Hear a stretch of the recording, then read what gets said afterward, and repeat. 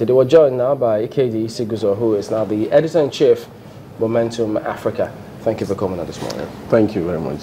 Well, that special day yesterday still resonates amongst many, not just within the country, as a matter of fact, outside the country, but they seem to be setting the stage, many Nigerians. But the president there giving his speech on that day, highlighting some key things he thinks we ought to be doing to get us to, at least move us from where we are today to a better place in the future.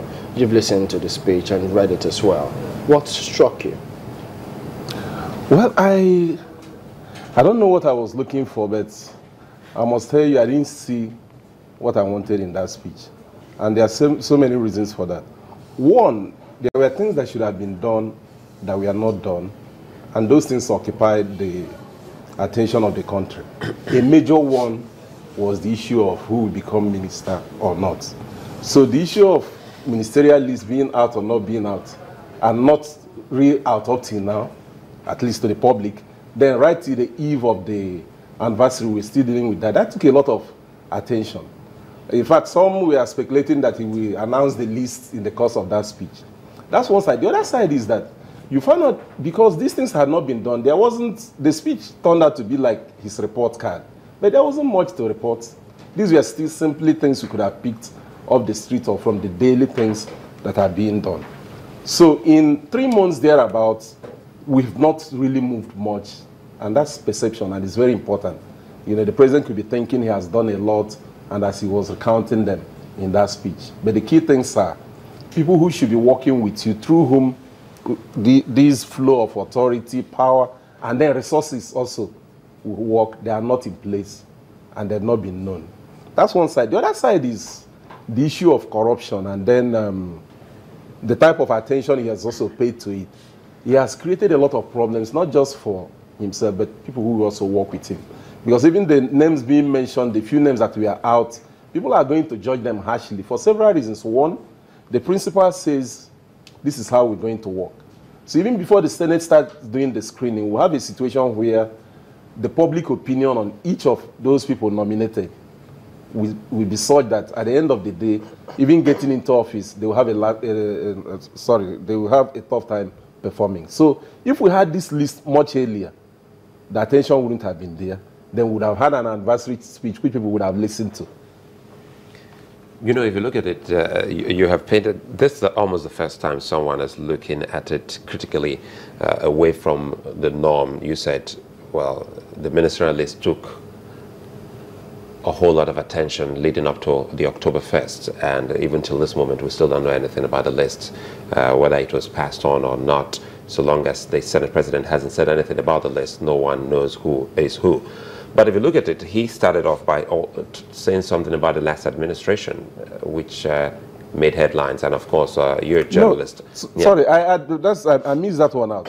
I have to commend him, because almost in any major speech, he admits the role that the former president played, Goodluck Jonathan, how peaceful that. What does that mean for you? No, well, what it means for me is that he remembers, but I will also want to see him act it.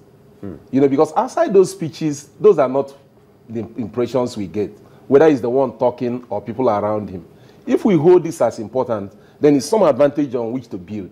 We cannot say the peace it's created is important to what we're doing, and then when we set out, we're looking at so many other things and talking in a way as if it didn't mean anything. I'll give you an example.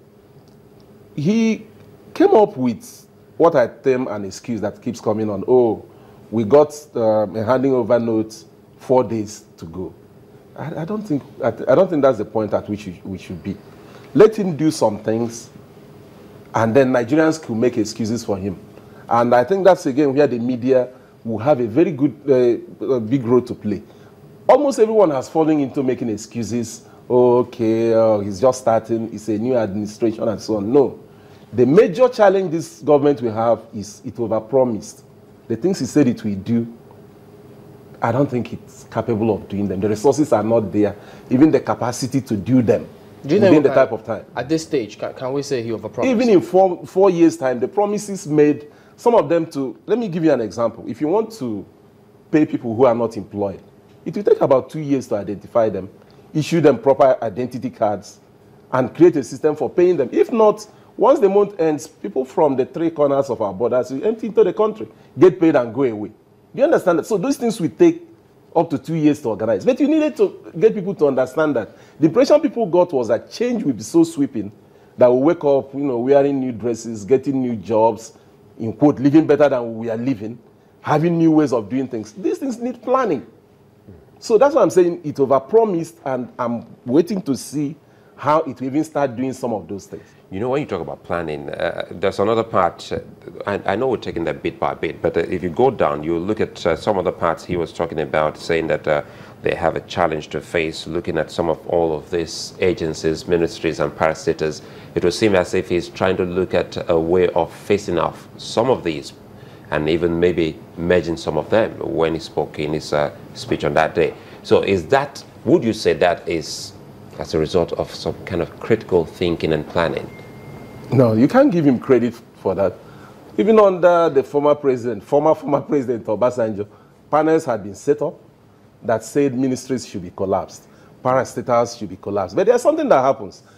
The National Assembly set out making laws in a way that appears to be a bit mindless. Because each law it makes, at the end of the day, it creates a parastatal to take care of that, or an agency. And that keeps ballooning the bureaucracy. It keeps, and then the way we operate now, once that happens, the states also create similar bodies. And we go on doing that and doing that. Collapsing the agencies, collapsing the ministries, that's not taking any thinking. It won't take any thinking. And if that needed to be done, from March 29, when the elections were done, 2 months to swearing in, I think a lot of planning should have been done then. A lot of planning, even ministerial lists and so on. Even from the names that people are, suggesting and things like that, people are wondering, does it take this long to compile a list? And then the list on that is still not complete.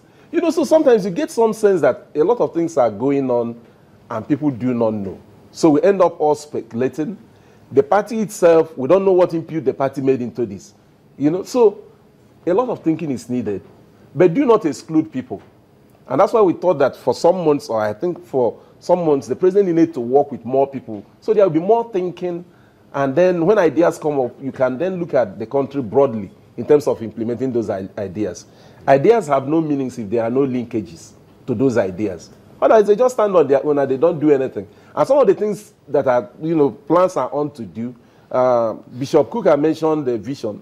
We've had so many vision documents, including the one that was finished in 2010, the 2020 document.